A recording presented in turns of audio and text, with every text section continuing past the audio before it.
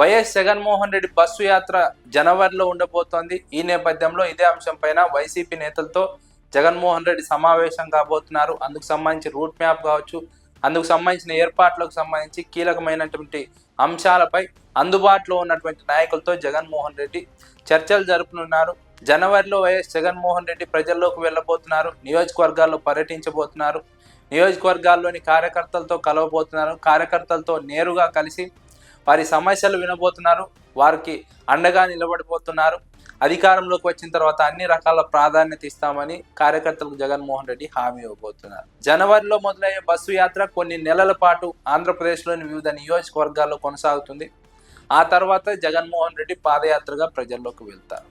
Bus యాత్ర చాలా కీలకం. ఇందులో పార్టీ బలోపేతం కావచ్చు, పార్టీ పటిష్టం కావచ్చు, కార్యకర్తలతో నేరుగా అభిప్రాయాలను పంచుకోవడం కావచ్చు, కార్యకర్తలతో భేటీ కావచ్చు, ఈ అన్ని అంశాలు పార్టీ సంస్థాగత పటిష్టతకు పనికొస్తాయన్నది విశ్లేషకుల అభిప్రాయం.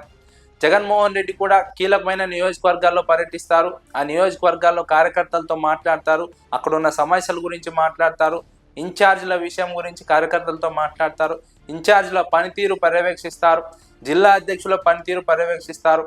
ఓవరాల్గా పార్టీ యంత్రాంగం ఎలా ముందుకు వెళ్తోంది, ఎలా ఫైట్ చేస్తోంది, ఎలా పనిచేస్తుంది అన్న అంశం పైన జగన్మోహన్ రెడ్డి పర్యవేక్షిస్తారు, పరిశీలిస్తారు. కార్యకర్తలతో నేరుగా మాట్లాడి వారి సమస్యలను పరిష్కరించే ప్రయత్నం చేస్తారు. గ్రూపు విభేదాలున్న పార్టీలో ఆ నియోజకవర్గాల నాయకులతో కూర్చోబెట్టుకొని మాట్లాడి వాటిని పరిష్కరించే ప్రయత్నం చేస్తారు జగన్మోహన్ రెడ్డి.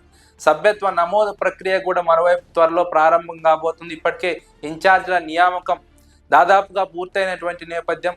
ఇంకా కొన్ని నియోజకవర్గాలకు ఇన్ఛార్జీలను మార్చే అవకాశం ఉంది. అదే సమయంలో అభ్యర్థుల విషయంలో కూడా వైఎస్ జగన్మోహన్ రెడ్డి ఇప్పటికే ఒక అభిప్రాయానికి వచ్చినట్టు తెలుస్తోంది. అక్కడక్కడ తప్ప చాలా చోట్ల ఇప్పుడు ఇన్ఛార్జీలు నియమించే వారిని అభ్యర్థులుగా ప్రకటించే అవకాశం ఉంది. అయితే వారి పనితీరును బట్టి కూడా చివరిలో మార్చే అవకాశం ఉందన్న ఒక ఆలోచన, ఒక ప్రచారం రాజకీయ వర్గాల్లో ఉంది.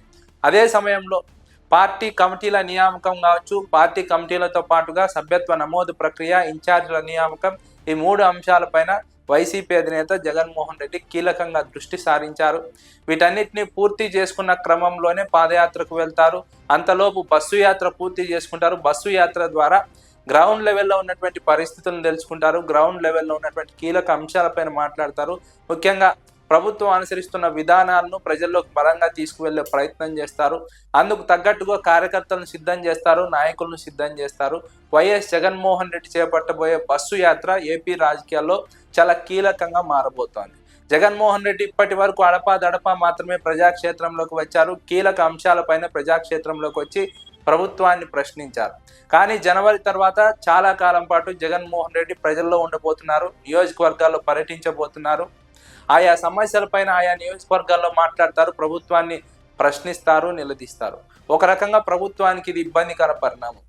తెలుగుదేశం కూటమి ప్రభుత్వం అధికారంలోకి వచ్చి 19 నెలలు పూర్తి అవుతున్న సందర్భంలో జగన్మోహన్ రెడ్డి బస్సు యాత్ర చేపట్టడం ఖచ్చితంగా తెలుగుదేశం పార్టీకి ఇబ్బందికర పరిణామమేనని విశ్లేషకులు భావిస్తున్నారు. ఎందుకంటే తెలుగుదేశం పార్టీ ఇచ్చిన హామీలు నెరవేర్చలేదు. ఆ హామీలు నెరవేర్చకపోగా కొన్ని ప్రజా వ్యతిరేక విధానాలు తీసుకున్నారు. ఆ విధానాల కారణంగా ప్రజల్లో వ్యతిరేకత మొదలైంది. జగన్మోహన్ రెడ్డి ఆ విధానాలను ప్రశ్నిస్తారు. అదేవిధంగా ఇచ్చిన హామీలు ఎందుకు అమలు చేయలేదని ప్రభుత్వాన్ని నిలదీస్తారు. సమస్యలు ఉన్న ప్రాంతంలో జగన్మోహన్ రెడ్డి ప్రజల వద్దకు వెళ్ళి ప్రజల వద్ద నుంచే ప్రభుత్వాన్ని ప్రశ్నిస్తారు, నిలదీస్తారు.